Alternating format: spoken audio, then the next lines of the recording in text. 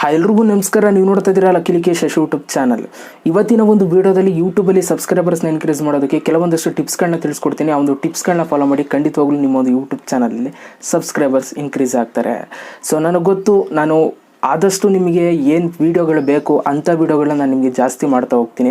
So ಎಲ್ರಿಗೂ ಕೂಡ subscribers ಅವಶ್ಯಕತೆ ಇದೆ, ಯಾಕೆಂತಂದರೆ ನಾನು ಅದನ್ನು ಫೀಲ್ ಮಾಡಿ ಬಂದಿದ್ದೀನಿ. ಓಕೆ, ನಾನು ಒಂದು ಯೂಟ್ಯೂಬ್ ಚಾನಲ್ನ ಶುರು ಮಾಡಿದಾಗ ಸಬ್ಸ್ಕ್ರೈಬರ್ಸ್ನ ಇನ್ಕ್ರೀಸ್ ಮಾಡೋದಕ್ಕೆ ಟ್ರಿಕ್ಗಳಾಗ್ಬೋದು, ಟಿಪ್ಸ್ಗಳಾಗ್ಬೋದು ನಮಗೆಲ್ಲೂ ಕೂಡ ಸಿಗ್ತಿರಲಿಲ್ಲ. ಅದರಲ್ಲೂ ಕನ್ನಡದಲ್ಲಂತೂ ನಿಜವಾಗ್ಲೂ ಸಿಗ್ತಿರಲಿಲ್ಲ. ಸೊ ಆ ಒಂದು ಕಷ್ಟಗಳನ್ನ ನಾನು ಅನುಭವಿಸಿ ಬಂದಿದ್ದೀನಿ. ಸೊ ಇವಾಗ ನನಗೆ ಅದೆಲ್ಲ ಗೊತ್ತು, ಏನೇನು ಮಾಡಿದ್ರೆ ಸಬ್ಸ್ಕ್ರೈಬರ್ಸ್ ಬರ್ತಾರೆ ಅಂತ. ಸೊ ಆ ಒಂದು ವಿಷಯಗಳನ್ನ ಗೊತ್ತಿರೋದನ್ನ ಐ ಥಿಂಕ್ ನಿಮ್ಗಳ ಜೊತೆ ಒಂದು ಸ್ವಲ್ಪ ಶೇರ್ ಮಾಡಿದ್ರೆ ನಿಮಗೂ ಕೂಡ ವರ್ಕೌಟ್ ಆಗ್ಬೋದು ಅಂತ ನಾನು ಈ ಒಂದು ಕಾನ್ಸೆಪ್ಟ್ ಮೇಲೆ ನಿಮಗೆ ಜಾಸ್ತಿ ವೀಡಿಯೋಸ್ಗಳನ್ನ ಮಾಡ್ತಾ ಇರ್ತೀನಿ.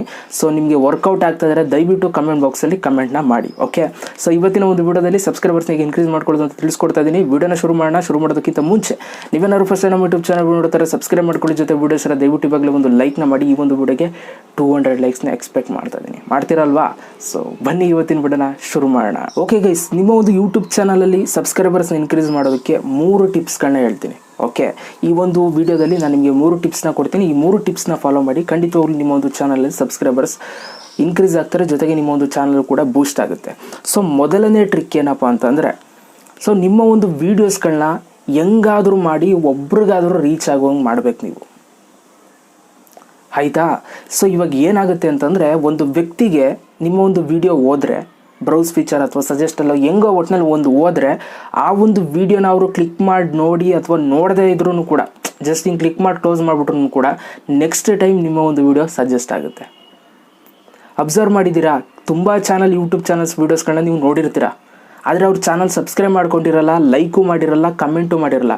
ಸುಮ್ಮನೆ ಒಂದೇ ಒಂದು ಯಾವುದಾದ್ರೂ ಒಂದು ವಿಡಿಯೋ ಓಪನ್ ಮಾಡಿದರೆ ನೆಕ್ಸ್ಟು ನಿಮಗೆ ಅವ್ರ ವೀಡಿಯೋಸ್ಗಳೇ ಜಾಸ್ತಿ ಬರ್ತಾ ಇರುತ್ತೆ ಬ್ರೌಸ್ ಫೀಚರಲ್ಲಿ. ಓಕೆ, ಸೊ ಇಲ್ಲಿ ಹಿಡಿಬೇಕು ನೀವು, ಅರ್ಥ ಆಯ್ತಾ? ಸೊ ನೀವು ಮಾಡುವಂಥ ಎಲ್ಲ ಒಂದು ವೀಡಿಯೋಸ್ಗಳಲ್ಲಿ ಯಾವುದಾದ್ರೂ ಒಂದು ವೀಡಿಯೋನಾದರೂ ಒಂದು ವ್ಯಕ್ತಿ ಹತ್ರ ತಲುಪೋಂಗೆ ಮಾಡಬೇಕು ನೀವು. ಓಕೆ, ನನ್ನ ಚಾನಲಲ್ಲೂ ಅಷ್ಟೇ. ಸೊ ನಾನು ಮಾಡುವಂಥ ವೀಡಿಯೋಸ್ಗಳು ಆಲ್ಮೋಸ್ಟ್ ಅಲ್ಲಿ ತುಂಬ ಜನ ನೋಡ್ತಾ ಇರ್ತಾರೆ. ಓಕೆ, ಸಬ್ಸ್ಕ್ರೈಬ್ ಆಗಿರಲ್ಲ. ಸೊ ಸಬ್ಸ್ಕ್ರೈಬ್ ಆಗೋಂಗೆ ಮಾಡಬೇಕು ಅಂತಂದರೆ ನೀವು ಜಾಸ್ತಿ ವೀಡಿಯೋಸ್ಗಳನ್ನ ಹಾಕಿ ಯಾವುದಾದ್ರೂ ಒಂದು ವೀಡಿಯೋ ಹೋಗಿ ಅವ್ರಿಗೆ ತಲುಪಿದಾಗ ಒಂದು ಸಲ ಅವರು ಕ್ಲಿಕ್ ಮಾಡಿದ್ರೆ ಮುಗೀತು. ಇನ್ನು ನಾವು ಹಾಕುವಂಥ ವೀಡಿಯೋಸ್ಗಳೆಲ್ಲ ಅವ್ರಿಗೆ ಸಜೆಸ್ಟ್ ಆಗುತ್ತೆ. ಅವ್ರು ಸಬ್ಸ್ಕ್ರೈಬ್ ಆಗಿಲ್ಲದೆ ಕೂಡ ಅವಾಗ ಏನು ಮಾಡ್ತಾರೆ, ಯಾವುದಾದ್ರೂ ಒಂದು ವೀಡಿಯೋ ಅವ್ರಿಗೆ ಇಷ್ಟ ಆಗಿಬಿಟ್ಟು ಸಬ್ಸ್ಕ್ರೈಬ್ ಆಗೇ ಆಗ್ತಾರೆ.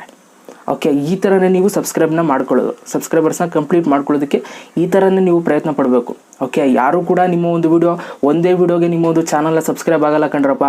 ಈಗ ನಿಮ್ಮ ಒಂದು ವಿಡಿಯೋ ಚೆನ್ನಾಗಿ ಮಾಡಿದ್ರು ಕೂಡ, ನೀಟಾಗಿ ತಿಳಿಸ್ಕೊಟ್ಟಿದ್ರು ಕೂಡ ಏನಾದರೂ ತಂದು ಹುಡುಕಿ ಒಂದು ಕಮೆಂಟ್ ಬಾಕ್ಸಲ್ಲಿ ಕಮೆಂಟ್ ಮಾಡ್ತಾರೆ, ಆಯಿತಾ?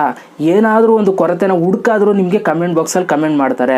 ಸೊ ಆದ್ದರಿಂದ ನಿಮ್ಮ ಒಂದು ವಿಡಿಯೋ ಒಂದೇ ವಿಡಿಯೋಗೆ ನಿಮ್ಮ ಒಂದು ಚಾನಲ್ ಮೇಲೆ ಇಂಪ್ರೆಷನ್ ಬರಲ್ಲ. ನೀವು ಮಾಡುವಂಥ ವೀಡಿಯೋಸ್ಗಳಲ್ಲಿ ಯಾವುದಾದ್ರೂ ಒಂದು ಅವ್ರಿಗೆ ಇಷ್ಟ ಆದರೆ ಆವಾಗ ಸಬ್ಸ್ಕ್ರೈಬ್ ಆಗ್ತಾರೆ. ನನ್ನ ಒಂದು ವ್ಯೂವರ್ಸ್ಗಳು ಅಷ್ಟೇ, ತುಂಬ ಜನ ಆಲ್ಮೋಸ್ಟ್ ಅಲ್ಲಿ ನಾನು ನೋಡಿರುವಂಗೆ 10 ವೀಡಿಯೋ ನೋಡಿದರೆ ಯಾವುದೋ ಒಂದು ವೀಡಿಯೋ ಇಷ್ಟ ಆಗಿ ಚಾನಲ್ನ ಸಬ್ಸ್ಕ್ರೈಬ್ ಆಗಿರ್ತಾರೆ. 9 ವೀಡಿಯೋಗೆ ಅವರು ನೋಡಿ ಸಬ್ಸ್ಕ್ರೈಬ್ ಆಗಿರಲ್ಲ, ಜಸ್ಟ್ ಕಂಟೆಂಟ್ ನೋಡಿರ್ತಾರೆ, ಕ್ಲೋಸ್ ಮಾಡಿರ್ತಾರೆ. ನಿಜ ತಾನೇ? ಸೊ ಕಮೆಂಟ್ ಬಾಕ್ಸಲ್ಲಿ ಕಮೆಂಟ್ ಮಾಡಿ. ಇದೇ ಎಲ್ಲರೂ ಲೈಫಲ್ಲೂ ಕೂಡ ನಡೆಯುವಂಥದ್ದು, ಯೂಟ್ಯೂಬರ್ಸ್ ಲೈಫಲ್ಲಿ. ಸೊ ನಿಮ್ಮ ಒಂದು ವಿಡಿಯೋ ರೀಚ್ ಆದ ತಕ್ಷಣ ಆ ಒಂದು ಚಾನಲ್ನ ವಿಡಿಯೋ ನೋಡಿ ಸಬ್ಸ್ಕ್ರೈಬ್ ಆಗಲ್ಲ. ಸೊ ಅದರಿಂದ ವೀಡಿಯೋಸ್ಗಳು ಯಾವುದಾದ್ರೂ ಒಂದು ವಿಡಿಯೋ ಕ್ಲಿಕ್ ಆಗೋಂಗೆ ಮಾಡಬೇಕು.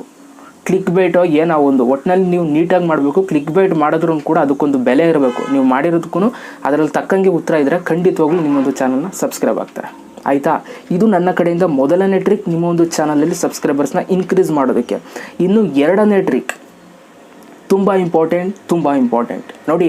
ನಾನು ಹಲವಾರು ವೀಡಿಯೋಸ್ಗಳನ್ನ ಮಾಡಿದ್ದೀನಿ ಸಬ್ಸ್ಕ್ರೈಬರ್ಸ್ನ ಇನ್ಕ್ರೀಸ್ ಮಾಡೋದಕ್ಕೆ, ಬಟ್ ಈ ಟ್ರಿಕ್ ಇದೆಯಲ್ಲ, ಇದು ತುಂಬ ಇಂಪಾರ್ಟೆಂಟ್ ಆಗುತ್ತೆ. ಏನಪ್ಪ ಒಂದು ಟ್ರಿಕ್ ಅಂತಂದರೆ, ಇವಾಗ ನೀವು ವಾಟ್ಸಪ್ ಟ್ರಿಕ್ಸ್ 2019 ಅಂತ ಯಾವುದೋ ಒಂದು ವೀಡಿಯೋ ಮಾಡಿರ್ತೀರಾ ಅಂತ ಅಂದ್ಕೊಳ್ಳಿ. ವಾಟ್ಸಪ್ 5 ಹಿಡನ್ ಟ್ರಿಕ್ಸ್ ಅಂತ 2019ರಲ್ಲಿ ನೀವು ವೀಡಿಯೋ ಮಾಡಿರ್ತೀರ. ಅದಕ್ಕೋಸ್ಕರ 2019 ಅಂತ ಮೆನ್ಷನ್ ಮಾಡಿರ್ತೀರ. ಅದು ಆ ಒಂದು ವೀಡಿಯೋ 2020ಕ್ಕೂ ಹೋಗುತ್ತೆ ತಾನೇ. ನೀವು ಯೂಟ್ಯೂಬರ್ ಅಂದ ತಕ್ಷಣ ನೀವು 2020ರಲ್ಲೂ ಕೂಡ ಯೂಟ್ಯೂಬರ್ ಆಗಿರ್ತೀರ. ಸೊ ಆವಾಗ ಏನು ಮಾಡಬೇಕು ಅಂತಾರೆ, ನೀವು ಡೇಟನ್ನು ಚೇಂಜ್ ಮಾಡಬೇಕು, ಆಯಿತಾ? ಇವಾಗ ಏನಾಗುತ್ತೆ ಅಂತಂದರೆ, ನೀಟಾಗಿ ಹೇಳ್ತೀನಿ, ಇದು ಜಾರ್ಕೊಳ್ಳುತ್ತೆ ಫೋನು. ಓಕೆ, ಈಗ ಒಂದು ವೀಡಿಯೋ 2019ರಲ್ಲಿ ಒಂದು ವೀಡಿಯೋ ಹಾಕಿದ್ದೀರಾ. ಆ ಒಂದು ವೀಡಿಯೋ 2019 ರೀಚ್ ಆಗಿರುತ್ತೆ. ಯಾರಾದರೂ ಸರ್ಚ್ ಮಾಡಿದ್ರೆ ವಾಟ್ಸಪ್ ಹಿಡನ್ ಟ್ರಿಕ್ಸ್ 2019 ಅಂತ ಸರ್ಚ್ ಮಾಡಿದ್ರೆ ಆ ಒಂದು ವೀಡಿಯೋ ಸಜೆಸ್ಟ್ ಆಗಿರುತ್ತೆ.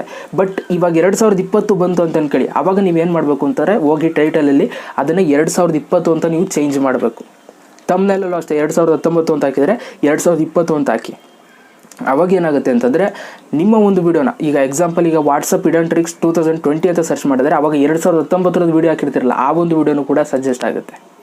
ಓಕೆ, ಇದನ್ನು ನೀವು ಮೇಂಟೈನ್ ಮಾಡಬೇಕು. ಹಳೆ ವೀಡಿಯೋಸ್ಗಳನ್ನ ನೋಡ್ತಾ ಇರಿ, ಯಾವೊಂದು ವೀಡಿಯೋಗೆ ನೀವು ಡೇಟ್ನೆಲ್ಲ ಮೆನ್ಷನ್ ಮಾಡಿರ್ತೀರ ಅಂಥ ವೀಡಿಯೋಗೆ ಮಾತ್ರ ನೀವು ಟೈಟಲ್ಲು ಮತ್ತು ತಮ್ಮನ್ನೆಲ್ಲ ಚೇಂಜ್ ಮಾಡಿ ಆವಾಗವಾಗ.